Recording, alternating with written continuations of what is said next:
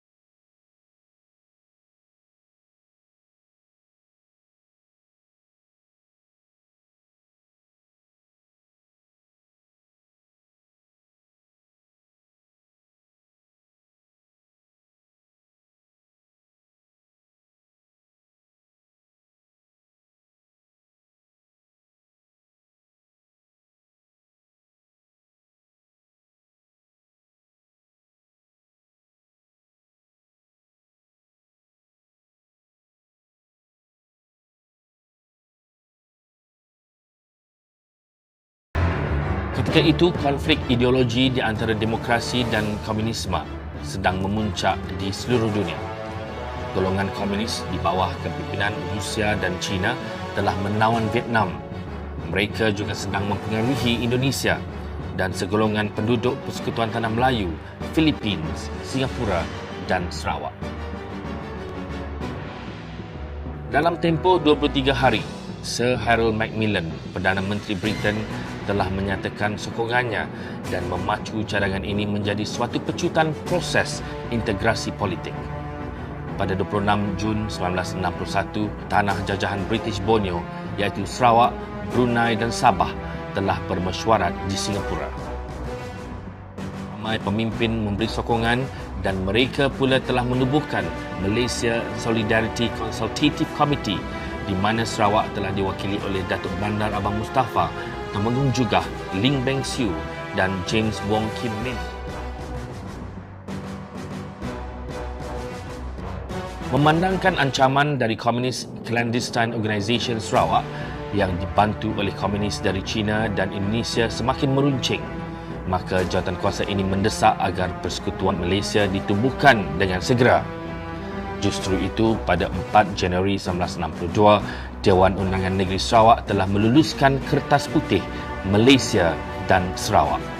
Selepas itu, Suruhanjaya Cobalt telah dibentuk pada 23 Januari 1962 untuk mengendalikan pungutan suara rakyat di Sarawak dan Sabah. Mereka telah mendengar dan menerima pandangan rakyat di 36 pusat walaupun dihalang oleh an-Nasir komunis di Kuching, Sibu dan Miri. Pada bulan Julai telah diterbitkan laporan Cobalt di mana rakyat Sarawak dan Sabah menyokong penubuhan Persekutuan Malaysia. Justru itu, pada 1 Ogos 1962, Tunku Abdul Rahman dan Perdana Menteri Britain, Sir Harold Macmillan, telah mengumumkan bahawa pengisytiharan Malaysia akan disempurnakan pada 31 Ogos 1963. InsyaAllah dengan izin Allah Subhanahu Wa Taala pada 31 hari bulan Ogos 63 kelak negara baru itu akan muncul sebagai sebuah negara yang merdeka dan berdaulat. Hidup Malaysia! Dewan Undangan Sarawak segera meluluskan usul pembentukan Persekutuan Malaysia. Filipina membantah dengan membuat tuntutan ke atas Sabah pada 24 April 1962 dan Parti Komunis Indonesia menuduh Malaysia sebagai perbuatan neokolonialisme.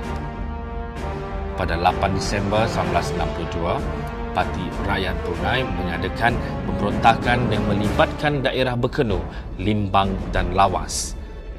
Askar Indonesia pula menceroboh dan menawan stesen polis terbeduk berdekatan sempadan dan Komunis Clandestine Organisation Sarawak mengeruhkan keadaan di Kuching dan Sibu dengan mengibarkan bendera Parti Komunis Cina.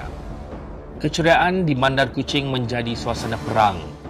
Ratusan askar Persekutuan Tanah Melayu dan askar Commonwealth membanjiri bandar itu. Raungan bunyi jet dan helikopter tentera di ruang udara dan kenderaan tentera mensesakkan jalan raya. Jepun telah mengambil inisiatif membawa Perdana Menteri Persekutuan Tanah Melayu Tunku Abdul Rahman, Presiden Filipina Diosdado Macapagal dan Presiden Indonesia Sukarno ke Tokyo pada 31 Mei 1963 untuk perundingan damai. Tunku Abdul Rahman meneruskan diplomasinya dan mendesak Britain membebaskan Sarawak dan Sabah di mana hasilnya ialah perjanjian Malaysia. Wakil Sarawak yang menandatangani dokumen tersebut ialah Datuk Bandar Abang Mustafa, Temenggung juga Abang Haji Openg, Ling Beng Siu dan James Wong Kin Min pada 9 Julai 1963.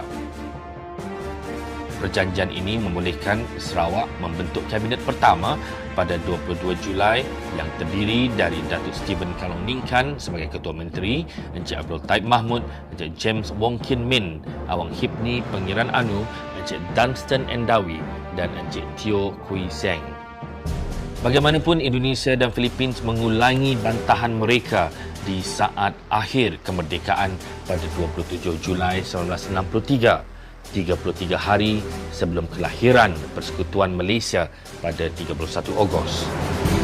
Dengan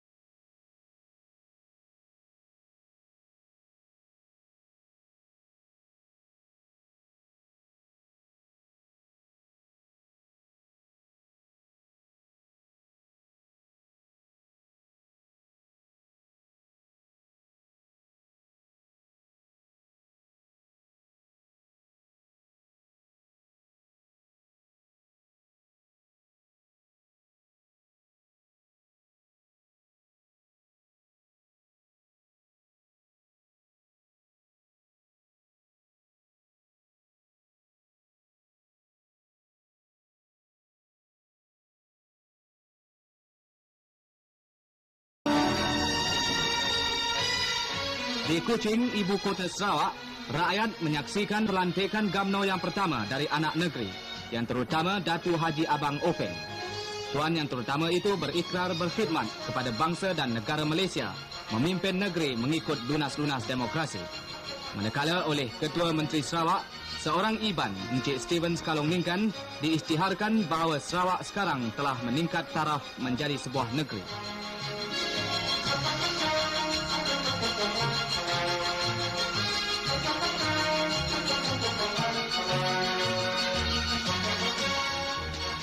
Setelah itu, oleh Wakil Kerajaan Pusat, Menteri Pertanian dan Kerjasama Tuan Haji Muhammad K. Johari memasyhurkan kemerdekaan Sarawak dari apa jua bentuk penjajahan, merdeka bersekutu di dalam negara Malaysia.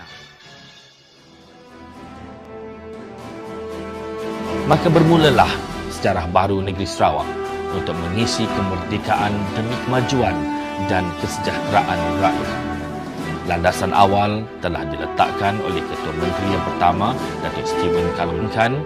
Ketua Menteri yang kedua, Datuk Tawi Sri, membawa keyakinan baru. Ketua Menteri ketiga, Datuk Abdul Rahman Yaakob, menghapuskan gerombolan komunis. Ketua Menteri keempat, Tuan Sri Abdul Taib Mahmud, ahli Kabinet pertama 1963, membawa politik pembangunan yang membawa transformasi kemajuan fizikal dan insan sehingga detik bersejarah hari ini, 16 September 2010.